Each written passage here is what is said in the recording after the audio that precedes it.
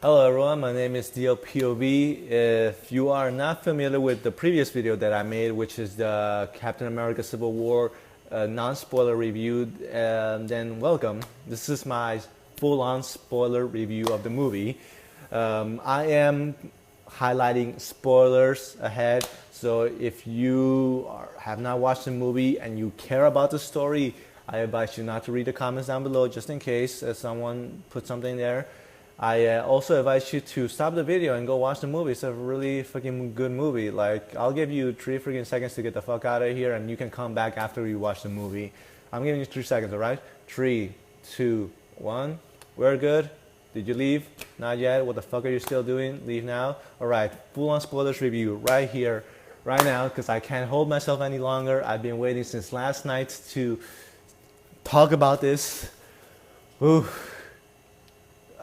This is such a good movie. Okay, fanboy alert. I'm just putting that out there.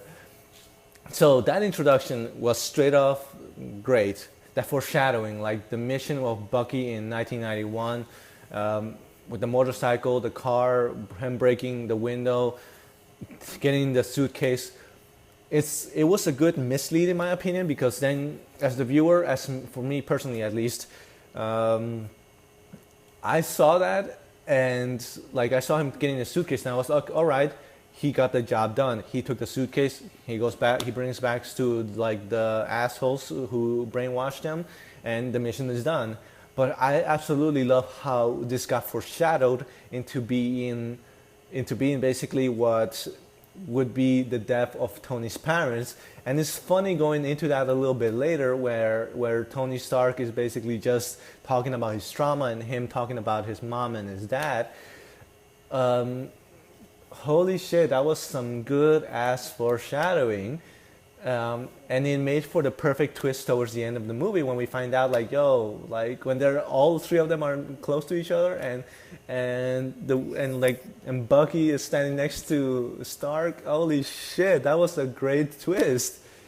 Like, bravo, Russo brothers, bravo. Like, I loved it. So then the mission with Crossbones, I love how Marvel trailers are cut to a certain way that they don't show completely everything. For example, I loved his little design of like Crossbones coming out of the truck with the gas mask on, so you don't really see his mask yet. It was a different kind of look to him, but you knew, like, people who were coming prepared to this movie, they knew that was Crossbones. So that was a different, interesting little look to it. The fighting, absolutely badass. Like that little moment where Scarlet Witch helps like Captain America go to the third floor by using her magic to lift him up. That was absolutely badass. The way that they kept one of the key factors of the original Civil War storyline, which is the death of civilians.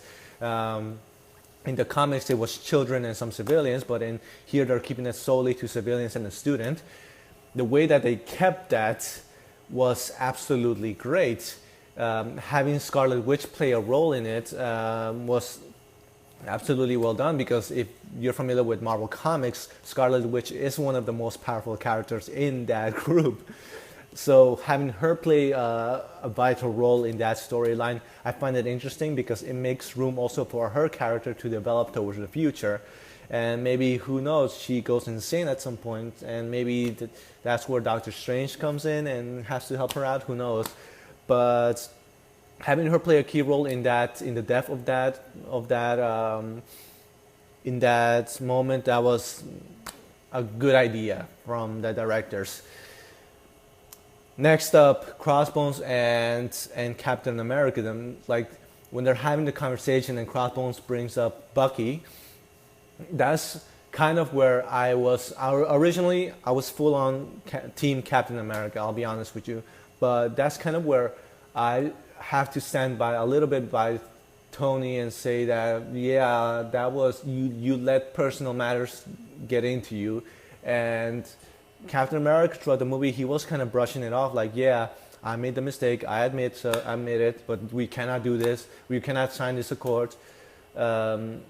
But like Cap, like, don't brush it off that easily. Like, you did leave personal, you let personal matters affect you.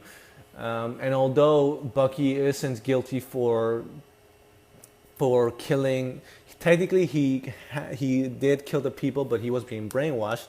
And although he was mentally not responsible for it, he did do it. And at the same time, like, this brings up a whole different discussion. So I'm going to stray away from it because there's a lot to go over. Uh, so, as I mentioned, the key factors stay true. Another absolutely beautiful key factor that I love that stayed true to the comics was the lady, the Wakandan lady who speaks to Stark, and she gets sad and upset at him at the fact that her child was in that building, and like that is, if you read the comics, you know that that means that's referring to that lady who, the mother who lost her child in that school and who ends up spitting on Tony's face. So great keeping the overall, the general idea of the general concept of that, of that, of that part of the story in the movie, and just bringing it out in a different way. The Accords document, yes, something that was already in the comics, so keeping that to the original story. Then the Union bombing, and I feel that this movie does a lot of beautiful things, and that is, for example, the transitioning between scene after scene. So we get first Bucky, which was a good introduction, but then we get the crossbone scene. From the crossbone scene, it naturally leads into Tony Stark giving his presentation, and naturally leading into the woman who was there to see Stark and to blame him for his issues. Naturally leading into the documents, where basically the room where all the Avengers are talking to one another whether or not they should sign the documents or not. Naturally leading into the actual place where the whole union are, all the countries are, to have the documents signed from the Avengers. Very natural transitions, story-wise and visually beautiful. Great job over there. I got all this written down because there's a lot to go down. Like, the search for Bucky was great. Like, in the room, Bucky claiming like that he's innocent. The chase for Bucky, like the first appearance of Black Panther, beautiful. That is one of the better superheroes car chasing, if you could even call that I've seen in movies in a long time.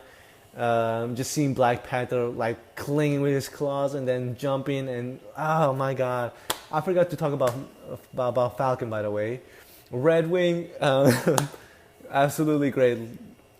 Tons of great fun dialogue in between, like especially the little thing that had the whole crowd laughing was where Falcon ends up saving, I think it was Scarlett Johansson, Black Widow, I think it was. I think it was Black Widow, where Red Wing actually ends up helping her, and she says thank you, and he tells her like, hey, yeah, don't thank me, like thank the little guy, like his name is Red Wing, like oh my god. Getting attached to the character, I love that. Then Cap, Bucky, Falcon getting caught in the prison, us getting introduced to Baron Zemo, who clearly has worked for. He hasn't worked for Hydra, but the thing is that this is the one part of the movie that I wasn't too keen on, and that is Baron Zemo's character. I wish that he would have been handled a little bit more close to the comics. I respect that he was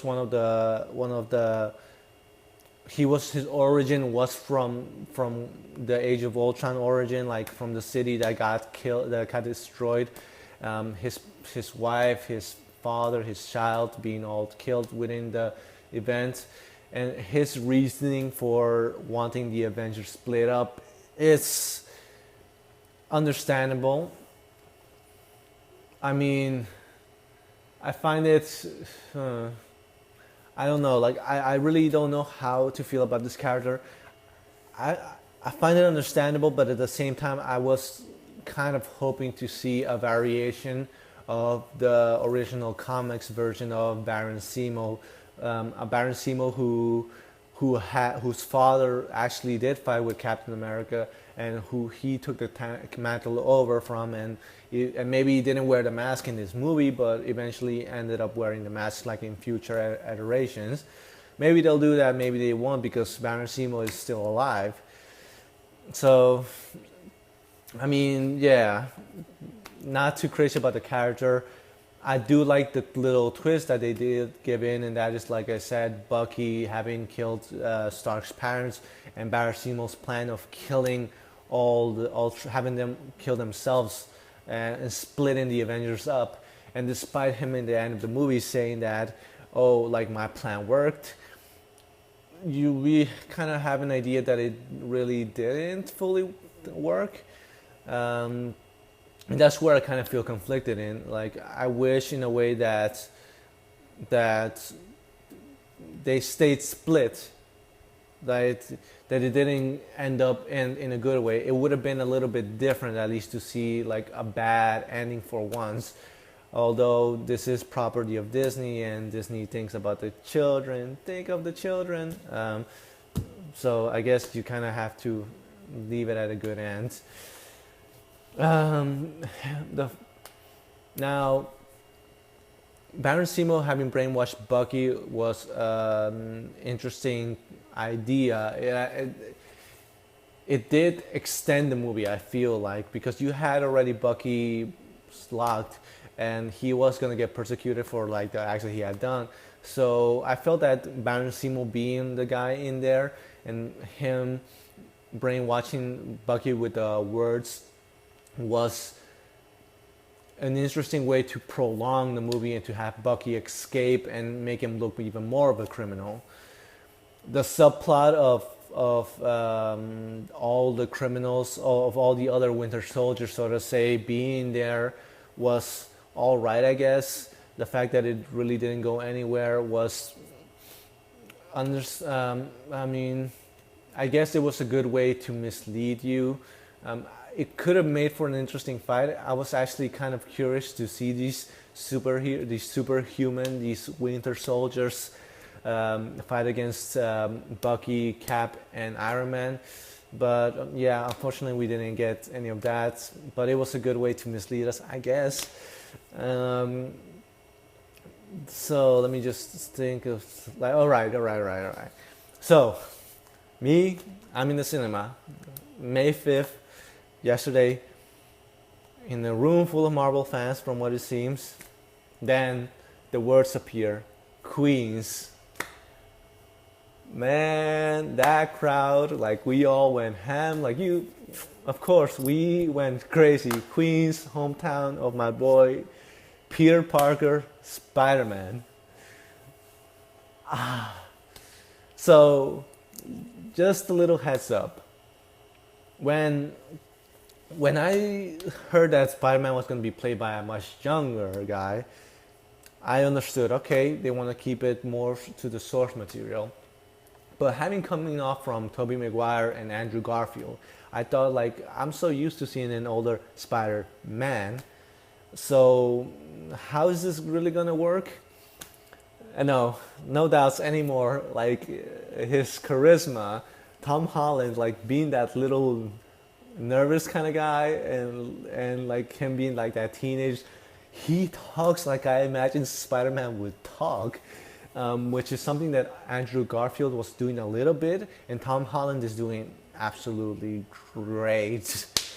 Like being a little bit hesitant when he saw Tony Stark, him recognizing Tony, and Aunt May, goddamn, woo. But yeah, then like Tony Stark, the interaction between Tony Stark and Peter Parker was great. Them in the room talking in private. Tony Stark showing the original costume of Spider-Man. That was kind of great, because that's one thing that leaked, somehow leaked, and that was a big concern among the fans, and that was like, oh yeah, Spider-Man's first MCU costume is going to be this regular kind of costume with a backpack and like these goggles, excuse me, that pop out, and people weren't too crazy about the costume. I myself wasn't, but I was willing to accept it as the first costume, since he was going to be, it was kind of going to be like his origin costume, right? But it was only used to be referenced as, and for Tony to show off to him, like saying, so like you're this guy, right? Great. And holy shit, his interaction, dude. When Tony's like, "Oh, I could just go and tell Aunt May, like, if you're not coming with us," and he like closing the door, and Jack him and his manual web slinger, like just shooting to, like sticking it to the door, like, don't tell her anything. Like, oh my god, whew, that's that Peter Parker touch. Him be hesitant, very nice, very polite, but then when things go south, like he acts spontaneously. I love that. And dude, that I started getting tears in my eyes. I shit you not. Like, I love Spider-Man to death. I'm a big Spider-Man fan. I started getting tears in my eyes when he was talking about like, yo, like when Tony's asking him like, why do you do this? And Spider-Man tells him, because when you have all this power and things go bad and you just sit there and watch it happen, then it's your fault because you could have done something about it. That's not like, it's probably referencing, it's most likely referencing Uncle Ben, but it's not bringing him up, and in a way it is. So I love that. Oh my god, like, what else is there? Like, do I have here written down? Because like I'm just gonna straight up a fanboy about him all day. Like, okay, recruiting Ant-Man, great chemistry with the character, absolutely well done. Airport scene, great fight. Spider-Man again outdoing himself, like talking, like the way that he's talking to Captain America, his chemistry with Bucky, like, oh shit, you got a metal arm, that's so cool. Like him, that kid aspect, and at the same time confident and cocky aspect, absolutely great. And you could tell that this Spider-Man has some experience already because he's not afraid to battle these Avengers. So he must have fought a couple of villains in his past already, and I wouldn't be surprised that if in his movies, he's already put a couple of big villains in jail, like C listers, like Shocker, maybe a small form of Rhino, maybe the Lizard already. Like, even though those, like the Lizard is already up there for a B list villain, those are still pretty strong villains. So you could tell the Spider-Man has already some experience, but then you have Ant-Man, and this was kind of already leaked through the pop vinyl little figures that, if you're familiar or unfamiliar with them, they're these little figures that reference all kind of pop media, from movies to comics to games, and they make little figures of like characters. And Giant Man was kind of unfortunately already spoiled, but nonetheless it was kind of interesting to see him in motion. Great job over there, absolutely great job with Giant Man. Him being a little bit slow but still being a force to be reckoned with, and the teamwork between War Machine and Spider-Man, doing like that whole little reference between like Spider-Man and having like the, oh, that's this Star Wars reference. I forgot the name of the machine, but like that four-legged robot vehicle, like just using the web to bring him down that way around his legs. That was great. Dude, and then Sony, what am I saying? Tony realizing, like after Bucky and Captain escape, to meet up with Baron Zemo, finding out what his real plan is. Tony realizing like the real plan, like behind Zemo, and him going to help Captain America and Bucky. Holy shit! Like that's a little plot twist that I spoke about earlier, and that is just like putting them against each other, and Baron Zemo having actually killed the other Winter Soldiers was a good twist when it came down to it. And like I mentioned earlier, I don't want to repeat myself too much, but just having putting that foreshadowing from the beginning towards the end of like Bucky having killed Tony's parents, and that's what triggers that fight. It's a great job.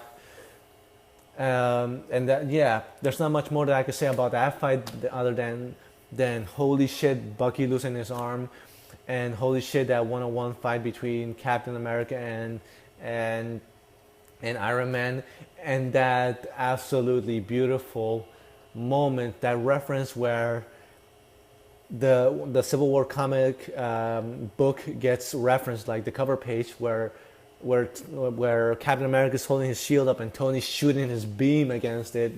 Oh my god! When I saw that, I flipped out. I was like, "Oh, they're doing it! They're doing it!" But yeah, the fight was great. Black Panther gets some serious development in this story because he is led by vengeance for the death of his father, and he originally wants to kill Bucky, but he actually tags along with Tony without him knowing, and finds Zemo, hears the whole plan out, notices that Bucky is innocent, and straight up, like when Zemo's gonna like kill himself, like Black Panther holds him back and tells him like, I was consumed by vengeance. I will no longer be that. Him going from like this guy who wants blood for his father to being someone who will forgive all, and who takes on that mantle of a superhero more, because I feel that that's a superhero decision to not kill the enemy. No matter how stupid it sometimes can be, like it's still a really strong emotion, it's strong and very hard decision to take, to not kill someone who killed someone dear to you and instead bring him for justice. That was some great character development for Black Panther towards the end. I absolutely loved that. And then him holding him back, like, maybe I'm not done with you yet, and like him bringing him over, that was good. Um, so the Avengers are basically split up. I didn't talk about this in the video yet, but yes, the Avengers, since Bucky and Iron Man, Bucky and Captain do go after Zemo, the other Avengers that fought against Team Tony, they get locked up in this prison cell. That we're talking about Scarlet Witch, we're talking about Hawkeye, we're talking about Ant-Man and Falcon. It's interesting, and I kind of wish that when Tony spoke to Hawkeye, when he spoke to him, like you guys were like, we're just having you concealed. I didn't know you guys were going to be here. Like they were going to put you in here. I kind of wish that Hawkeye was gonna like reference a little bit more the fact that the reason why he chose Captain's side, and that is also in a way because he has a family, and if he signs those documents, people know where his family could be because they need to know everything about him. He's signing himself to become part of the government, and the whole thing about Age of Ultron was the fact that Nick Fury gave him a private place where no government, no superheroes, no supervillains would know shit about him, that he could have his peaceful life aside. And that's why he retired in the first place, and that's why it was kind of helping Captain America as well, because he was against this. And at the end of the day, like Cap, they're his friends. And that's kind of like a little bit of a letdown, that I wish that Hawkeye kind of went a little bit more into it against Tony. And I'm glad that he had a little bit of a talk with him. So, yeah, dude. Ant-Man's little like Paul Rudd's little talk, like, well, like just like Pym said, like you can never trust a Stark, and Tony being like, who are you? Like that was great. That was good. But yeah, and I'm getting a little bit mixed up a little bit here, but The fact that Rhodey gets fucking handicapped right now, that Vision is the one to shoot down War Machine. Holy shit, that was good. Um, that was quite a shocker, unexpected. The trailers made it look like it was Team Cap that did it. I'm happy they did not. Uh, and this all leads towards the end of the movie, after all the bullshit goes down. It all leads to, of course, the Avengers splitting up, and Captain America and Bucky escaping the place and leaving almost no trail behind about where they're going, which is an interesting setup for what will become Avengers 3. Because how will they reunite? How will it happen? I'm very curious to see that. And then, of course, Captain America leaving a letter to Tony, telling him like, listen, like I'm leaving you the cell phone. You can call me anytime. An old school telephone like that the government can't reach. And in a way, also that like we get that little cut with Captain America breaking Hawkeye out, breaking Falcon, Ant-Man, Scarlet Witch. By the way, Scarlet Witch looked either terrified or pissed that she was in that cell. And as I was mentioning earlier, they're setting up some shit for her. I'm telling you, she's going to lose her shit at some point because like this whole setup of her being traumatized, her brother dying, her accidentally having killed some innocent people, and now her being locked up, being looked like a freak because through various people. They're setting up some character development for her. Now, this video is going quite long, so the last thing I'll talk about are the mid-credit scene, and that is right after the little bit of credits that we get, and that is Winter Soldier in Wakanda being guarded by none other than Black Panther. Black Panther says, no, Captain America asks him like, will he be safe here? Like Black Panther tells him like, I would like to see people trying to get into this country because Winter Soldier is being frozen again. For his own safety, he wants to go through it because he doesn't know if other Hydra members will be able to brainwash him again. So what you get in the pan to like the Black Panther monument there. Oh my god. Comic book fanboy moment right there. Absolutely great. Then I'm happy that everyone in the cinema, well, about 90% of the people who watched the movie, like they stayed in their seats because after the credits we had the post-credit scene, and it's just Spider-Man with his web shooters and just like the tech that he's gonna get, which really reminds me of like a little bit influence of the all new, all different Spider-Man that we're getting with more technology, a Spider-Man that has funds. And I think it could be a little bit of a shout out to that because that Spider-Man like has all technology, and the original Spider-Man, he was building his shit up on his own, and this Spider-Man has the help of Tony Stark to a certain degree. So I'm happy that the post-credit scene was Spider-Man. We wanted to see him. We wanted more of Peter Parker, and then you have the beautiful title, like Spider-Man is coming back, and the crowd goes wild. We clap. Beautiful. I'm happy. I'm absolutely happy. Civil War, great movie. If you loved Marvel movies, you owed it to yourself to watch this movie. And yes, I'm finally at ease that I've spoken about this, that I've let it all out because I needed someone to talk about all of this.